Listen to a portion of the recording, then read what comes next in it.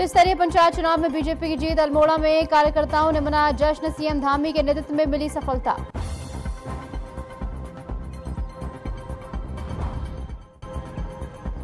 Boyfriend girlfriend संस्कृति पर विवाद। प्रेमानंद महाराज के बयान का बड़ा विवाद। साध्वी प्राची आई समर्थन में। साध्वी प्राची का तल्ख बयान, बोली यही है समाज का कड़वा सच।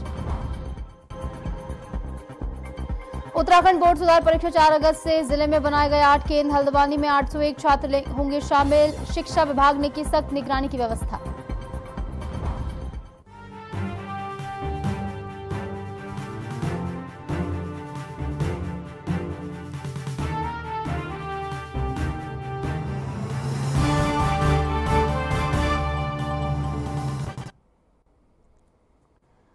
नमस्कार, मैं हूं आपके साथ निशु शर्मा और आप देख रहे हैं हमारा खास बुलेटिन हमारा उत्तराखंड। चलिए शुरुआत करेंगे। प्रधानमंत्री नरेंद्र मोदी ने पीएम किसान सम्मान निधि योजना के तहत देश भर के करोड़ों किसानों को बड़ी सौगात दी। इस योजना की 20वीं किश्त की धनराशि डीबीटी के माध्यम से लाभार्थी किसानों के खातों में भेजी गई। और इस अवसर पर उत्तराखंड के मुख्यमंत्री पुष्कर सिंह धामी ने देहरादून के गढ़ी कैंट स्थित सभागार में आयोजित कार्यक्रम में हिस्सा लिया। यहाँ पर कृषक संवाद कार्यक्रम का आयोजन भी हुआ, जिसमें राज्य के कई किसान प्रतिनिधि और अधिकारियों ने भाग लिया। इस अवसर पर किसानों ने प्रधानमंत्री और मुख्यमंत्री का आभार जताया और कहा कि सीधी आर्थिक सहायता मिलने से खेती में निवेश और उत्पादन की क्षमता बढ़ रही है।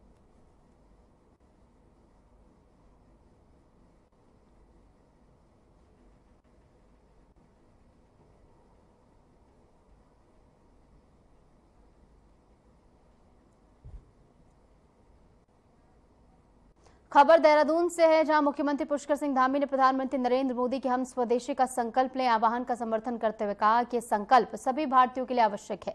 उन्होंने कहा कि प्रधानमंत्री ने पहले ही आत्मनिर्भर भारत और वोकल फॉर लोकल का मंत्र दिया था। वे दूरदर्शी नेता हैं जिन्होंने देश के सामने आने वाली चुनौतियों को समझा और उसका समाधान निकाला। निश्चित रूप से हम सबको संकल्प लेना होगा और आदरणीय प्रधानमंत्री जी ने बहुत पहले से ही जो आत्मनिर्भर भारत और वोकल फॉर लोकल का मंत्र देश को दिया था, वो दूरदर्शी हैं। वो पहले ही जानते थे कि देश के अंदर कौन सी चुनौतियां हमारे सामने आ सकती हैं और उन चुनौतियों के लिए देश तैयार है। ये नया भारत है, ये हर प्रकार की चुनौती को पार करेगा, हर चुनौती को अवसर में बदलेगा।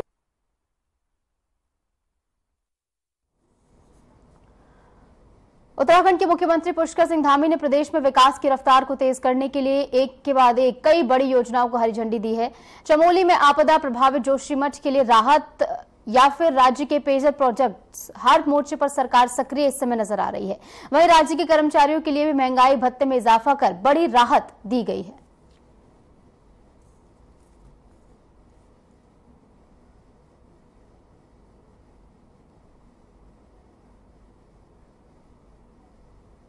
उत्तराखंड के मुख्यमंत्री पुष्कर सिंह धामी से शनिवार को उनके सरकारी आवास पर बीजेपी के ओबीसी मोर्चा के राष्ट्रीय अध्यक्ष और राज्यसभा सांसद डॉक्टर के लक्ष्मण ने शिष्टाचार भेंट की।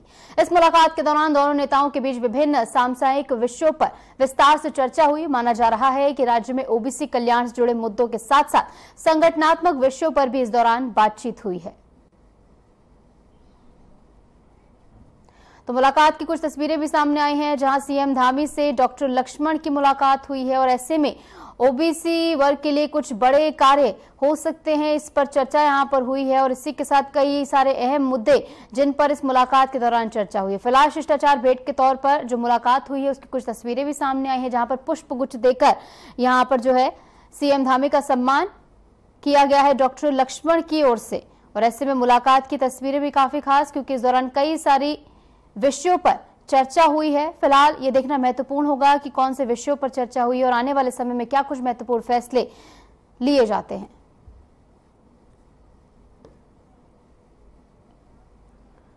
पंचायत चुनाव के नतीजों पर सियासत गर्मा गई है। कांग्रेस प्रदेश अध्यक्ष करण माहरा ने भारतीय जनता पार्टी पर तीखा हमला बोला है। उन्होंने भाजपा को घेरते हुए कहा है कि प्रदेश अध्यक्ष अपना वार्ड तक नहीं बचा सके, जो इस बात का सबूत है कि जनता अब भाजपा से पूरी तरह उब चुकी है।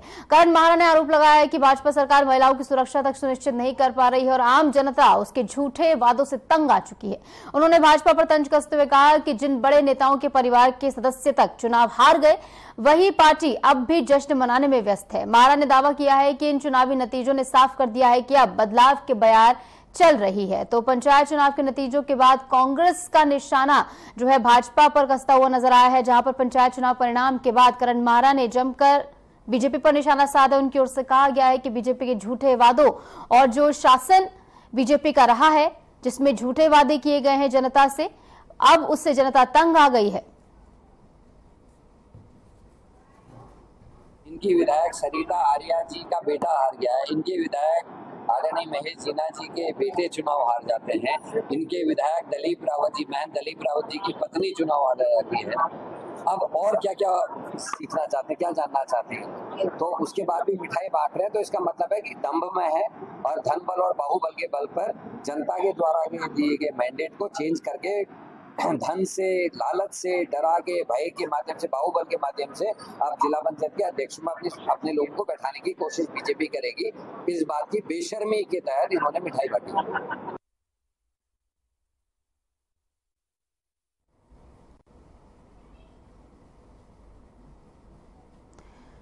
प्रेमानंद महाराज के बयान पर मचा विवाद अब और गहराता हुआ फिलहाल नजर आ रहा है। जहां एक और महाराज की बॉयफ्रेंड गर्लफ्रेंड संस्कृति पर दिए बयान का देश भर में विरोध हो रहा है, तो वहीं अब हिंदूवादी नेता साध्वी प्राची खुलकर उनके समर्थन में उतर आई हैं। बता दें कि साध्वी प्राची ने समाज की सच्चाई बयां करते हुए तल्ख शब्दों में कहा है कि आज की कई महिलाएं शादी के बाद भी बॉयफ्रेंड बनाए रखती हैं और यही वजह है कि मेरठ जैसी दिल दहला देने वाली घटनाएं हो रही हैं, जहां पत्नी प्रेमी के लिए अपने पति का कत्ल कर दे रही हैं। साध्वी ने कहा कि अगर समाज का सच यही है तो फिर प्रेमानंद महाराज की बात पर आखिर हंगामा क्यों हो रहा है। उन्होंने सवाल उठाया है कि जब युवा पीढ़ी रिश्तों की मर्यादा भूलती जा रही है तो संतों द्वारा दी गई चेतावनी को गलत कैसे ठहराया जा सकता है। बॉयफ्रेंड गर्लफ्रेंड कल्चर पर उठे इस विवाद में अब साध्वी प्राची के बयान ने एक नई बहस को जन्म दे दिया है, जहां पर सीधे तौर पर साध्वी प्राची जो है वो प्रेमानंद महाराज के पक्ष में उतरती हुई नजर आ रही है। उनकी ओर से कहा गया है, तल्ख शब्दों में उन्होंने ये बात कही है कि यही आज के समाज की सच्चाई है, क्योंकि लगातार जो केसेस सामने आ रहे हैं वो ये बात बयां करते हैं कि शादी के बाद भी पत्नियां जो हैं वो बॉयफ्रेंड बना रही हैं। ऐसे में प्रेमानंद महाराज की ओर से सच्चाई बयां की गई है, ये बात उनकी ओर से कही गई। पूज्य प्रेमानंद जी महाराज जी को मैं बहुत सम्मान करती, पूरा समाज करता है, और उनकी जो वक्तव्य होता है, उनकी जो प्रवचन होता है वो बहुत अच्छा होता है, समाज को दिशा देने का काम करता है।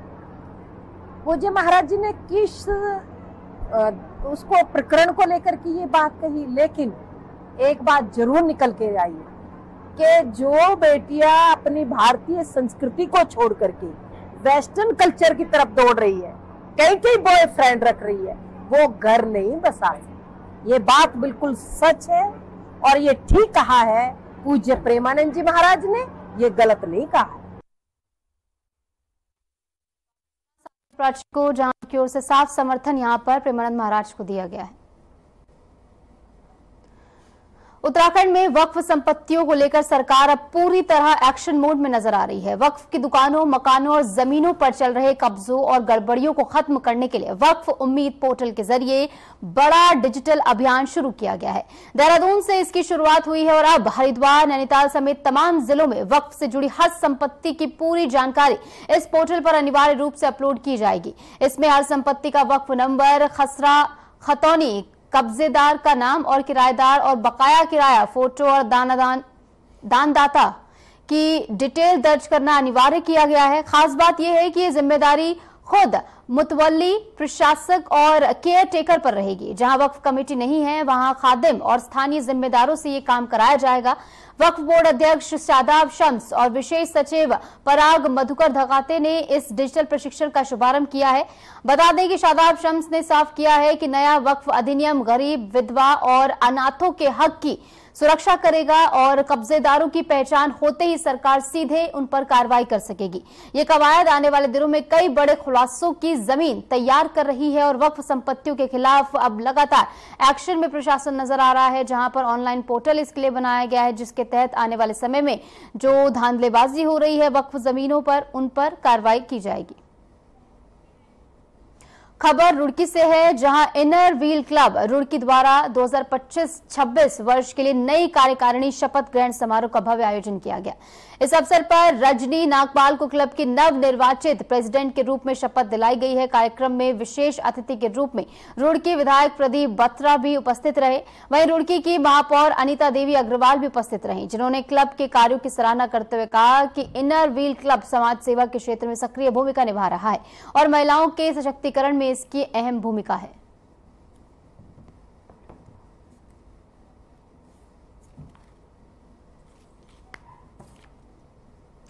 तो चलिए खबरों में आगे बढ़ेंगे, जहां आपको बता दें उत्तराखंड के खटीमा से खबर है। त्रिस्तरीय पंचायत चुनाव में बीजेपी समर्थित प्रत्याशियों की जीत के बाद कार्यकर्ताओं में जबरदस्त उत्साह इस समय देखने को मिल रहा है। उत्तराखंड के युवा मुख्यमंत्री पुष्कर सिंह धामी के नेतृत्व में मिली इस चुनावी सफलता पर अल्मोड़ा नगर में कार्यकर्ताओं ने जमकर जश्न मनाया। पालिका अध्यक्ष रमेश चंद्र जोशी के नेतृत्व में नगर के मुख्य चौक पर आतिशबाजी की गई और मिष्ठान वितरण कर जीत की खुशी साझा की गई। पालिका अध्यक्ष रमेश चंद्र जोशी ने इस मौके पर कहा कि मुख्यमंत्री पुष्कर सिंह धामी के विकास परक नेतृत्व और सुशासन के चलते जनता ने बीजेपी समर्थित प्रत्याशियों पर भरोसा जताया है।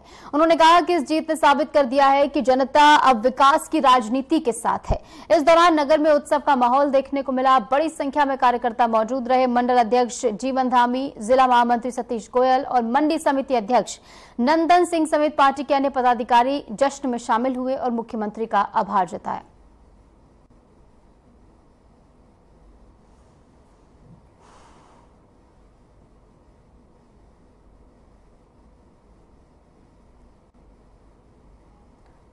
तो नगर में जीत के बाद जश्न देखने को मिला, जहां पर आतिशबाजी की गई है। कुछ तस्वीरें भी सामने आई हैं जो कि टेलीविजन स्क्रीन पर हम आपको दिखा रहे हैं, जहां पर तमाम पदाधिकारियों की मौजूदगी में यहां पर आतिशबाजी के साथ जश्न मनाया गया है।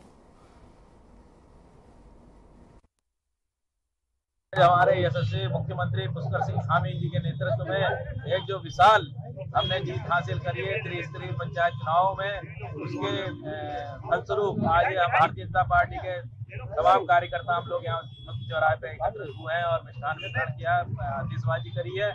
और जिस तरीके से माननीय मुख्यमंत्री जी का परचम पूरे प्रदेश में लहराया है, भारतीय जनता पार्टी का परचम पूरे प्रदेश में लहराया है।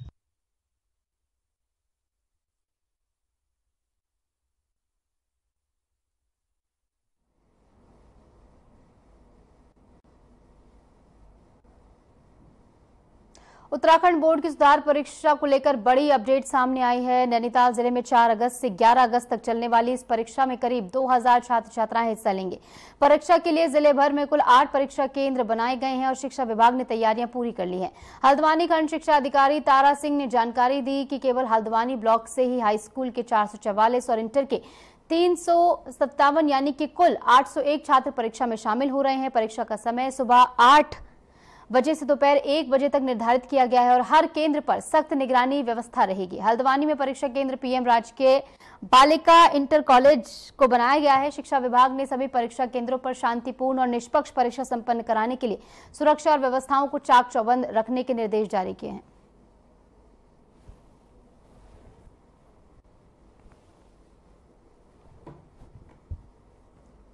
परिषदीय सुधार परीक्षा 2025 का प्रोग्राम आ गया है, जो कि 4 अगस्त से और 11 अगस्त तक परीक्षाएं चलेंगी। हल्द्वानी विकासखंड में एक परीक्षा सेंटर है हमारा, पीएम श्री राजकीय बालिका inter college, Kaladhungi road, Haldwani, जिसमें हाई स्कूल के 444 बच्चे और इंटरमीडिएट के 357 बच्चे सुधार परीक्षा में सम्मिलित हो रहे हैं। कुल 801 बच्चे हल्द्वानी ब्लॉक के इस परीक्षा में सम्मिलित होंगे और परीक्षा को शांतिपूर्ण चलाने के लिए हमने पूरी व्यवस्थाएं कर ली हैं। सारी तैयारियां पूर्ण हैं और निर्विवाद रूप से हम इसको संपन्न कर लेंगे।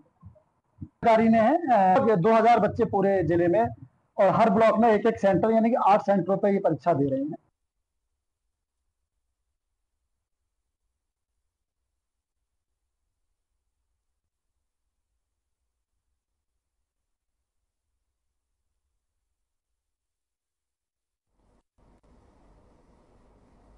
हरिद्वार में गंगा की कोख से हो रहे अवैध खनन पर अब न्यायिक डंडा चला है, जहां पर उत्तराखंड हाईकोर्ट ने सख्त रुख अपनाते हुए हरिद्वार के डीएम और एसएसपी को जिले में चल रही सभी स्टोन क्रशरों को फौरन बंद कराने और उनकी बिजली पानी की आपूर्ति काटने के आदेश दिए हैं।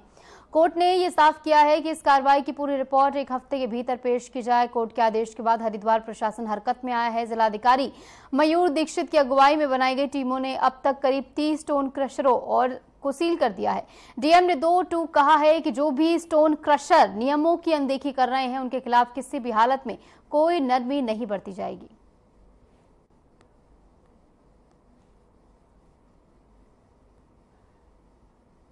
कि माननीय उच्च न्यायालय के आदेश क्रम में तत्काल हमने टीम्स बना दी थी और इसमें जितने भी स्टोन क्रशर उस ऑर्डर से उसमें कंप्लायंस होना है उनके लिए हमने कल से कार्रवाई शुरू कर दी थी। आज भी हमारी टीम्स फील्ड में है और कल 30 से अधिक स्टोन क्रशर ऑलरेडी सील कर दिए गए थे और आज समस्त जो भी ये कोशिश हम ये कर रहे हैं कि शाम तक हमारी कार्रवाई पूर्ण कर ली जाए। खबर देहरादून से है, जहां उत्तराखंड पुलिस में आरक्षी भर्ती प्रक्रिया को पूरी पारदर्शिता और कड़ाई के साथ अंजाम देने की तैयारियां पूरी कर ली गई हैं। 3 अगस्त को जनपद के 21 परीक्षा केंद्रों पर होने वाली लिखित परीक्षा को लेकर पुलिस प्रशासक सतर्क मोड पर है, जहां पर वरिष्ठ पुलिस अधीक्षक ने खुद ड्यूटी में तैनात अधिकारियों और कर्मचारियों को ब्रीफिंग दी और साफ निर्देश दिए हैं कि परीक्षा केंद्रों पर पूरी निष्ठा और कार्यकुशलता के साथ जिम्मेदारी निभाई जाए। एसएसपी देहरादून ने स्पष्ट किया है कि परीक्षा केंद्र में ड्यूटी पर तैनात पुलिसकर्मी और परीक्षार्थियों के अलावा किसी अन्य व्यक्ति को प्रवेश की अनुमति नहीं होगी।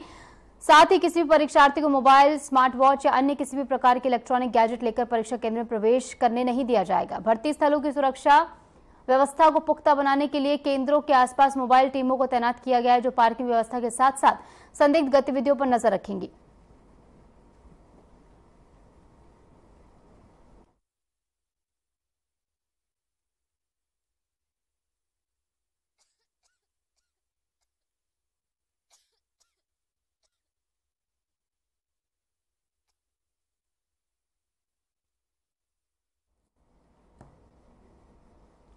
खबरों में आगे बढ़ेंगे। देहरादून में शराब की दुकानों के खिलाफ जिला प्रशासन की बड़ी कार्रवाई सामने आई है। जिलाधिकारी सोनिका के निर्देश पर पटेल नगर क्षेत्र में यातायात को प्रभावित कर रही 6 शराब की दुकानों को सील कर दिया गया है।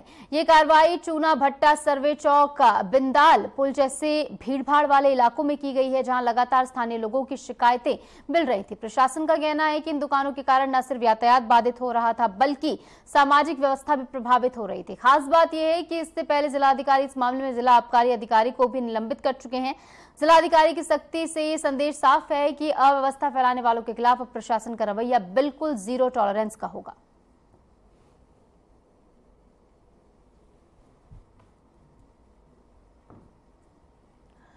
खबर देहरादून से है, जहां मुख्यमंत्री के सुशासन और जनसेवा संकल्प के तहत जिला प्रशासन पेयजल आपूर्ति से जुड़ी समस्याओं का समाधान प्रोएक्टिव मोड में कर रहा है। जाखंड क्षेत्र निवासी उपभोक्ता संजय नौटियाल द्वारा क्षेत्र में गंदा पानी आने की शिकायत दर्ज की गई थी, जिससे स्थानीय लोगों को पीने के लिए पानी की समस्या उत्पन्न हो रही थी। कंट्रोल रूम में शिकायत मिलते ही जिलाधिकारी के निर्देश पर जल संस्थान को टीम को मौके पर तुरंत भेजा गया। जांच में पाइपलाइन में लीकेज पाई गई, जिसे तत्काल ठीक कर शुद्ध जल आपूर्ति बहाल की गई।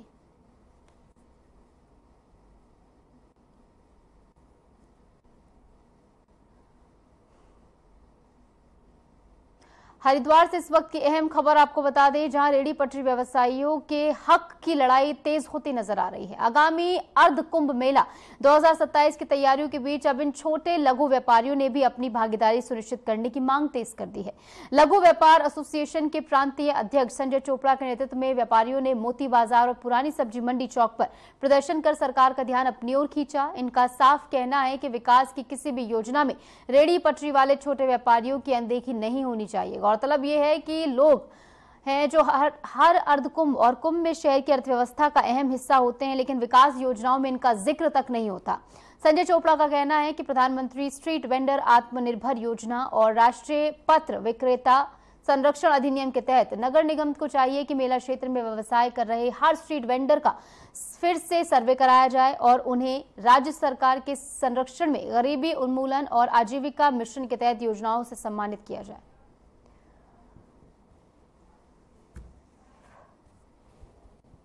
अरुण के क्षेत्र में लगातार देह व्यापार के मामलों में शिकायतें पुलिस को प्राप्त होती रही हैं। इस संबंध में हमारी ASTU की team, anti human trafficking unit, लगातार कार्य कर रही थी और इसमें एक सूचना के आधार पर रुड़की के होटल में छापामारी करते हुए करीब 8 महिलाएं और 5 पुरुषों को पुलिस के द्वारा पकड़ा गया है इनमें देह व्यापार अधिनियम के तहत कार्रवाई की जा रही है और इस संबंध में जो भी आवश्यक वैधानिक कार्रवाई है या किन परिस्थितियों में इनको वहाँ लाया गया था, अगर कोई भी और इसमें इन्वॉल्व रहेगा उसके खिलाफ भी सख्त वैधानिक कार्रवाई की जाएगी।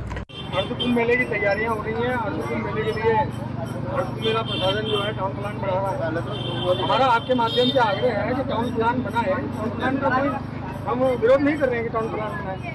टाउन प्लान TVC के अंदर आना चाहिए, टाउन वेंडिंग कमेटी के अंदर आना चाहिए। कि टाउन प्लान में जब आप रिक्शा स्टैंड बना रहे हैं, आप साइकिल स्टैंड बना रहे हैं, आप बस स्टैंड बना रहे हैं, टाउन प्लान में सब कुछ है, तो ये स्ट्रीट वेंडर कहाँ जाएगा, ये रेडी पटरी वाला कहाँ जाएगा, ये भी तो टाउन प्लान में शामिल करो ना इसको भी। जब 25 मई 2016 को उत्तराखंड सरकार द्वारा कानून पास कर दिया गया, 2014 का जो कानून है रेडी पटरी वालों का, उस कानून के अकॉर्डिंग 15 वेंडिंग जोन चिन्हित हुए हैं, 3 वेंडिंग जोन विकसित कर चुके हो और रोडी रेल वाला में भी 600 का वेंडिंग जोन पास है।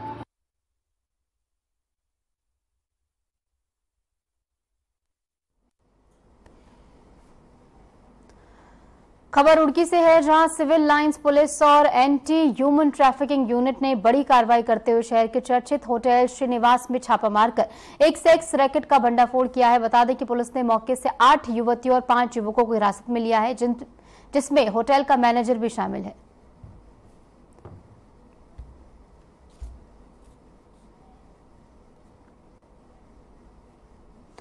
रुड़की में एक बार फिर शर्मसार कर देने वाली तस्वीरें सामने आई हैं, जहां शहर के बीचों बीच संचालित हो रहे एक होटल की आड़ में सेक्स रैकेट चलाने का भंडाफोड़ हुआ है। सिविल लाइंस पुलिस और एंटी ह्यूमन ट्रैफिकिंग यूनिट की संयुक्त टीम ने ये कार्रवाई की है, जहां पर बताया जा रहा है कि यहां से कई सारे युवक और युवतियों को गिरफ्तार किया गया है।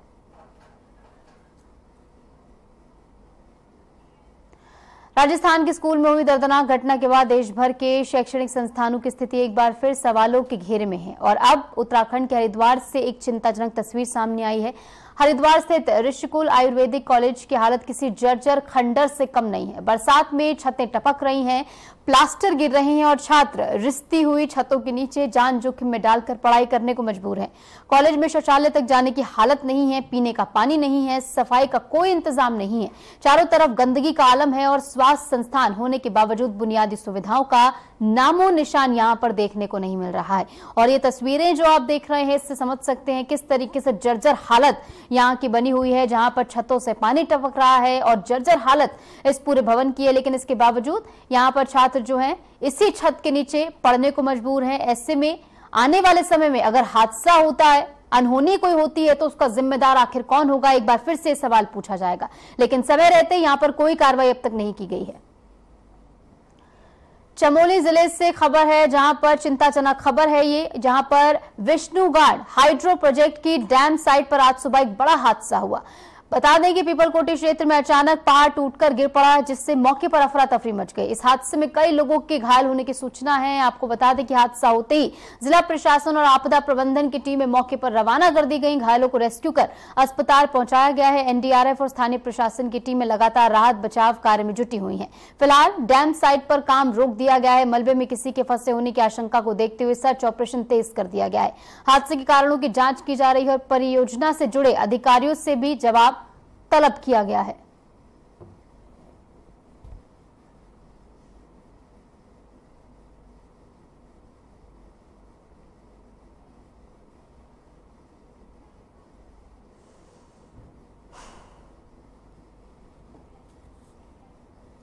उत्तराखंड में एक बार फिर मौसम का मिजाज बिगड़ गया है और आज कई जिलों में भारी बारिश का येलो अलर्ट जारी किया गया है। मौसम विभाग ने अगले 24 घंटे बेहद संवेदनशील बताते हुए देहरादून, टिहरी, पौड़ी, रुद्रप्रयाग, नैनीताल और बागेश्वर जिलों के कुछ इलाकों में तेज बारिश और संभावित बाढ़ को लेकर चेतावनी जारी की है।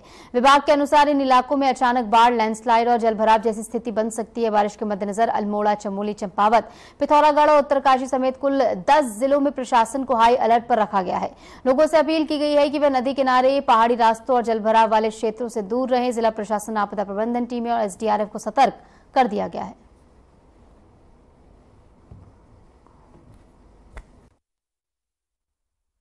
बिल्कुल, देखिए पिछले जो 24 आवर्स उसमें अच्छी बारिश मिली है हमारे को और ज़्यादातर जगहों पे मिली हैं। साथ में हैवी रेंस भी का दुक्का वो भी मिली हैं, खासकर देहरादून डिस्ट्रिक्ट में जो है। और इंटेंस एक्टिविटी भी जो थोड़े ही समय में 5 सेंटीमीटर 4 सेंटीमीटर रेन इस तरह का तो देहरादून में भी देखा गया, 1-2 डिस्ट्रिक्ट और में भी उसमें भी देखा गया।